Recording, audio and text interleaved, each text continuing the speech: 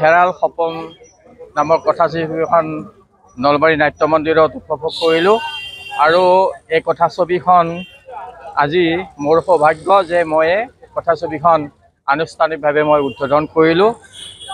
কথাছবিখনে দি থকা সপোন হেৰাল কথাছবিখনে এটা অসমৰ জনসাধাৰণলৈ এটা ভাল বাৰ্তা দিছে, যিটো শিশু নিৰ্যাতনেই হওক বা দুখীয়া পৰিয়ালৰ যিখিনি মানে অৱস্থা হৈ পেলাই যিখিনি কৰিব লগা হয়, সেই মেছেজ এটা দি থকা হেৰাল চিনেমাখনত আমি দেখিবলৈ পাইছোঁ। আৰু এই চিনেমাখন কথাছবিখন প্ৰযোজনা কৰিছে আমাৰ নলবাৰীৰ সুসন্তান বিশিষ্ট সমাজকৰ্মী, বিশিষ্ট ব্যৱসায়ী আৰু নলবাৰীৰ সুসন্তান আৰু গুৱাহাটীবাসী বৰ্তমান নিবাসী আমাৰ লগতে আছে অজিত বৰ্মন। তেখেতে এই দি থকা হেৰাল কথাছবিখন তেখেতে প্ৰযোজনা কৰিছে।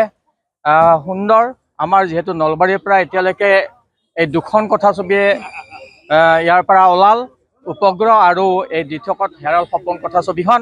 গতিকে মই আমাৰ প্ৰযোজক দি থকাৰ কথাছবিৰ প্ৰযোজক অজিত বৰ্মন ডাঙৰীয়াক মই আৰু বিনম্ৰভাৱে অনুৰোধ যাচিছোঁ যাতে পৰৱৰ্তী এখন যাতে আমাৰ নলবাৰীৰ পৰা পুনৰ এখন ইয়াতকৈ ভাল এখন কথাছবি নিৰ্মাণ কৰে, মই তাকে কামনা কৰিছোঁ। আৰু নলবাৰীবাসী ৰাইজলৈ এই কথাছবিখন উপভোগ কৰক আৰু এই কথাছবিখনৰ যিসকল কৰ্মকৰ্তা আছে, শুভাকাংক্ষী আছে, তেখেতসকললৈ মই এই দি থকা হেৰাল সপোনৰ আটাইলৈকে অভিনেতা অভিনেত্ৰী কলা কুশলীক মই আন্তৰিক ধন্যবাদ ও কৃতজ্ঞতা জ্ঞাপন কৰিছোঁ। ধন্যবাদ। মই আগতে মন্তব্য দিছোঁ জ্যোতি চিত্ৰপটত যে সমাজত যিটো এটা ৰোগৰ নিচিনা এটা চলি আছে, এই যে আমাৰ শিশু নিৰ্যাতন আৰু যৌন নিৰ্যাতন, এই বস্তুটো যেতিয়ালৈ বন্ধ নহ'ব নহয় তেতিয়ালৈ আমি এডভান্স দেশখনৰ আমি নাগৰিক বুলি ক'ব নোৱাৰিম।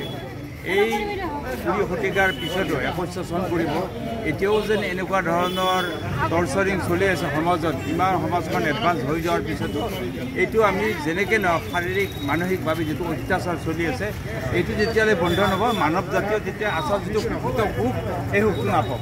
এই চিনেমাখনত এই ধৰণৰ এটা ব্যৱস্থা দেখুৱাই দিছে, যিটো ব্যৱস্থা আমাৰ হৃদয়ত সোমাই গৈছে।